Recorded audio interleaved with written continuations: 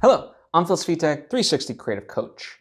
And in this episode, I want to give you some tips that I employ whenever I post a project on a website like Upwork or Fiverr or any one of those websites where you're essentially hiring someone to provide you a service.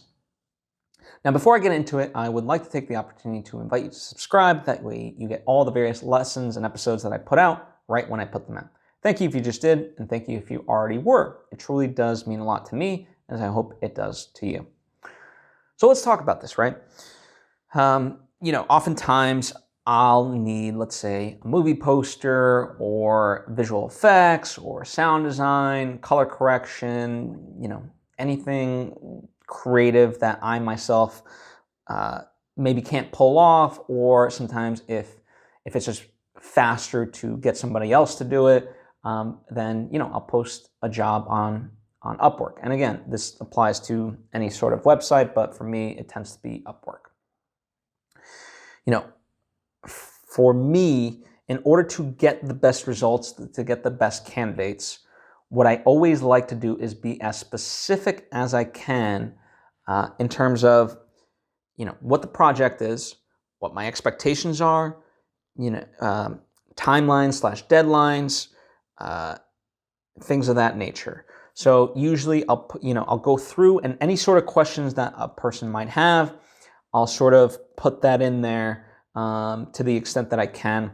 Now, sometimes I do pull back a little bit because I don't want to just, let's say, upload a script or include a link to a project that's still private, and instead just kind of say like, hey, this project needs color correction. The vibe it's going for is like this movie, and I'll include a link to the trailer, things of that nature. So anything that I can divulge initially without, if it's something a little bit more, let's say, for lack of a better term, private, I try to do that right off the front, as much details as I can. And then in that sense, people start applying for the job, and the ones who I know are serious based on their cover letter, based on just their ratings and their examples of work and so forth, then I could start to have a meaningful conversation. And then I have a sort of secondary templated thing where I say, okay, thanks for applying type of thing. Here's really what I'm going for. Here's the portion of a script. Here's a sample of it.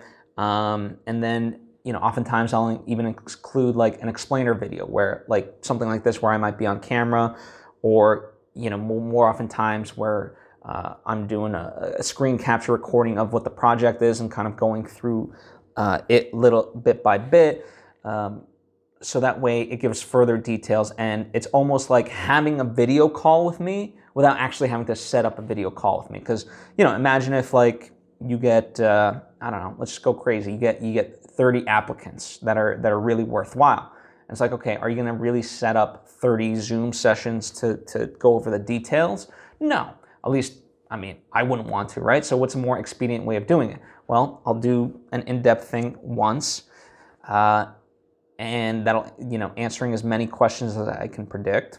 And that way I can just send that to them and they can essentially watch it. And then once they have questions, then of course we can do a follow-up, but it expedites the process in that way. And what I tend to do initially as the first set of feedback comes in, from these chats, if there's a consistent thing, or even if it's just a one-off, I start to then collect those and start to answer them, so that way I can use them for other people. So because each question essentially offers up a different viewpoint and then a different answer of a point of clarity. And so by collecting that data from all these people, I'm able to compile it, and collectively it's far more specificity for everyone involved, right? And so and part of the cool thing for me is, when you get sort of feedback, so like on things that I'm, let's say, a novice about, or just have a very surface level amount of knowledge, I might have this big project, and so, I'll ask them like, how do you, workflow wise and process wise, how do you envision this? How do you propose this?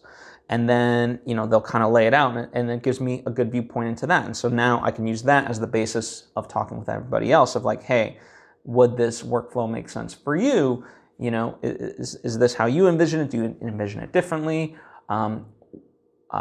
If so, why? And so forth, right?